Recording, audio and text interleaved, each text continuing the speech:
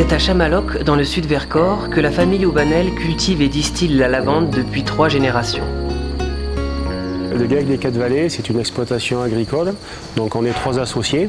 Ici, à Chamaloc, on a à peu près 3 hectares de lavande, 25-27 hectares de lavandin, en sachant que les cultures restent en place une dizaine d'années. La lavande est quand même une plante d'altitude. Normalement, pour avoir de la lavande, il faut être au moins à 600 mètres d'altitude. Et plus on va aller en altitude, plus la lavande sera belle. Alors que le lavandin est plutôt une plante de plaine. À partir de 800 mètres, on a des risques de gel pour le lavandin. Comme on est quand même sur la partie de la production la plus au nord, on est vraiment au pied du Vercors. En altitude, on est à 550-600 mètres. Donc la chance qu'on a, c'est qu'ici, on peut faire et de la lavande et du lavandin. Il y a les chantiers de récolte et de distillation donc, qui s'organisent en même temps. On récolte nos lavandes, nos lavandins qu'on distille. On travaille aussi en prestation de service pour d'autres producteurs du Diois. Donc en général, on a 1 ou 2 machines qui coupent la lavande et le lavandin, qui amènent leurs marchandises à la distillerie et nous on distille toute la journée.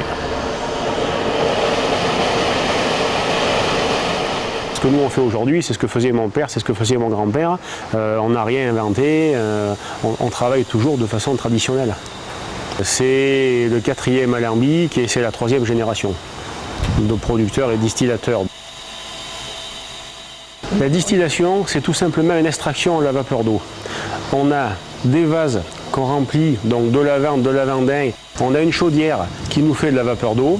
Cette vapeur d'eau, on l'envoie par le bas dans les marchandises à distiller. Sous l'effet de la chaleur, ça libère l'huile essentielle.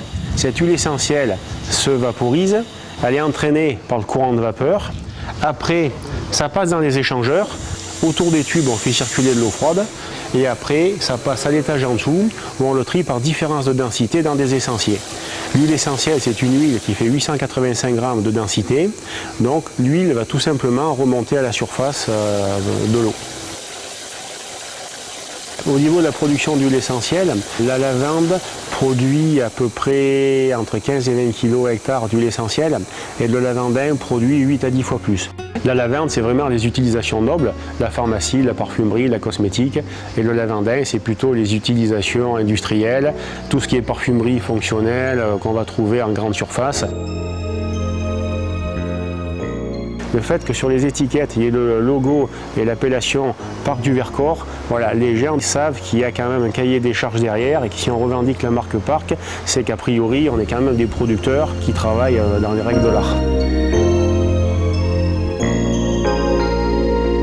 Pour faire une bonne lavande, il faut déjà avoir des bonnes variétés. Il faut surtout aussi avoir le bon terroir, le bon climat et aussi un petit peu de savoir-faire.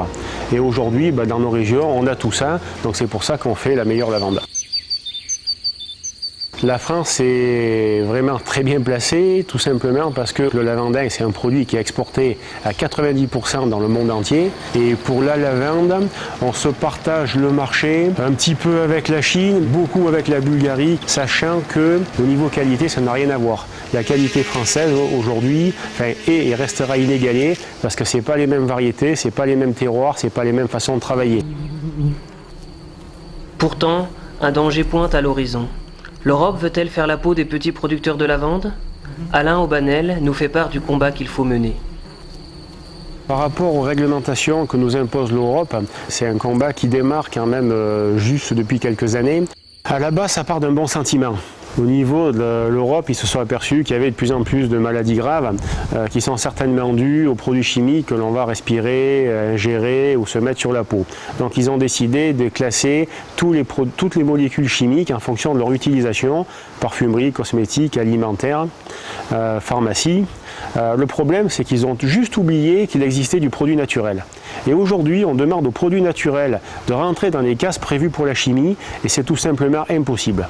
Donc à trop vouloir informer le consommateur, aujourd'hui, on va désinformer le consommateur et tout simplement rendre de plus en plus difficile, voire impossible, l'utilisation des produits naturels au bénéfice des produits de synthèse.